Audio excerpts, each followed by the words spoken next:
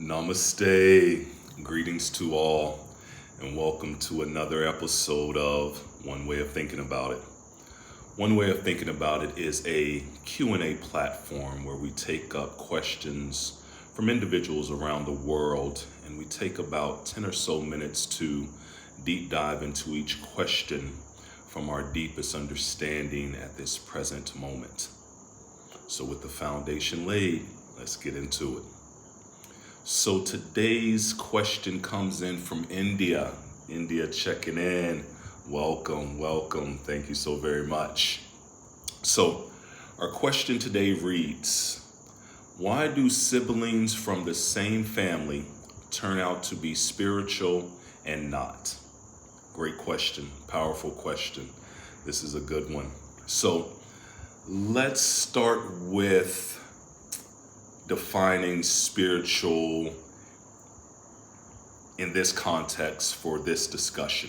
So there are 5 broad categories of human beings. So you have a material, you have a physical, you have an emotional, you have an intellectual, and you have a spiritual. So how one falls into one of these 5 categories is from what they focus on. So an individual who focuses on material objects becomes a materialist. One who focuses on the body becomes physical. One who focuses on feelings and emotions becomes emotional. One who thinks about thoughts and thinking becomes an intellectual. One who focuses on knowledge becomes an intellectual. One who focuses on the transcendental, one who focuses on something more than the terrestrial world becomes spiritual. So with spiritual defined and the rest of the categories looked at, now you can see that depending on not only siblings, but any human being, every human being focuses on one of these different 5 aspects.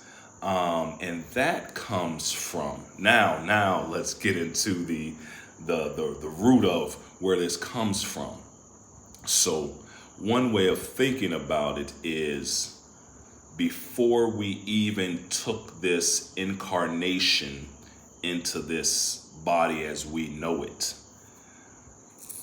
there are aspects of us, the causal body, that has been around through different lifetimes. And that is the part that gets incarnated into this new physical body with you and the pure consciousness. So the causal body and the pure consciousness come into this new incarnation, this new body. So you can see at a very early age that siblings born from the same mother and father are completely different. They have completely different desires, aspirations, preferences from the start. So, we wonder, how does this happen? Where does this happen? Where does this come from? How does this happen? And the Vedanta philosophy that I follow speaks of this, of your causal body. This is what transfers through incarnations, different lifetimes. And this is pretty much you have a bundle of desires that forces the incarnation. And these desires need to be exhausted in this lifetime.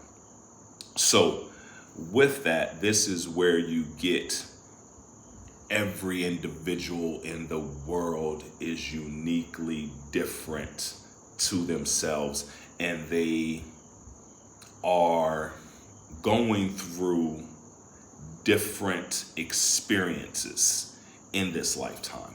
because every individual has certain desires that they need to exhaust in this lifetime to move to that higher state of consciousness. So you can, when you incarnate into this human being, into this physical body, into this new human state, you can either exhaust desires that you have come in with, and in exhausting these desires, this is what helps one to evolve into higher states of being in this lifetime or in other incarnations.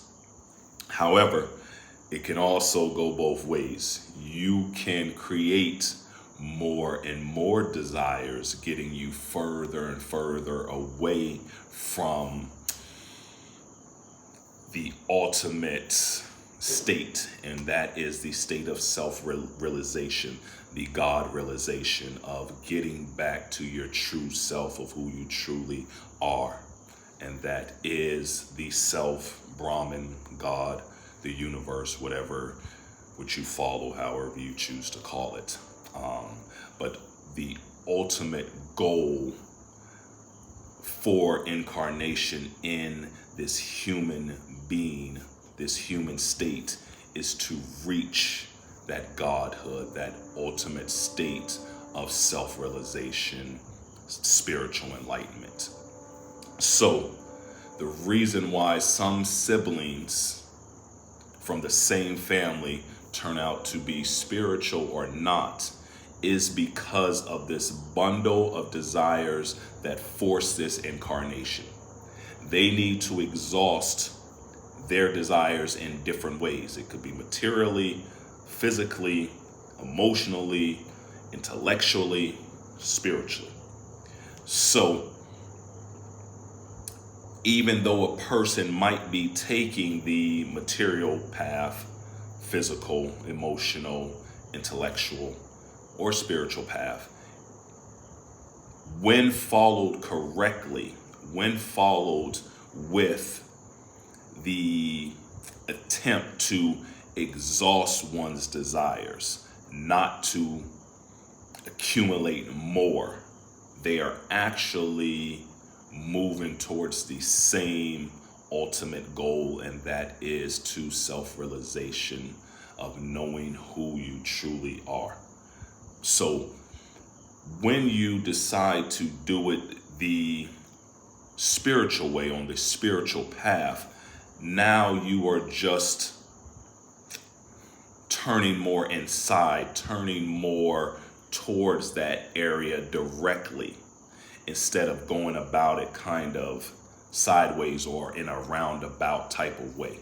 So that is one of the biggest difference with a person who, let's say, is on a spiritual path compared to the other ways. They have come to the realization and decided to choose this direct route towards spiritual enlightenment or self-realization, to go the route, the direct route, because the other material route and the physical, the emotional, the intellectual route is sort of a roundabout until you understand that no matter what you try to get from the world, it is never going to fulfill you. So this is the biggest thing with all of the other paths compared to the spiritual path. A spiritual person has understood that it's something within me that I have to discover, not something on the outside that is going to bring me to spiritual enlightenment, that it's something inside that I need to discover. So this is one way of thinking about it. Thank you for joining me this week. If you have any questions, any clarifications, any comments, please leave them below. We will be circling back around to them. Until next time, much love, health, peace, and prosperity and blessings to all. Namaste.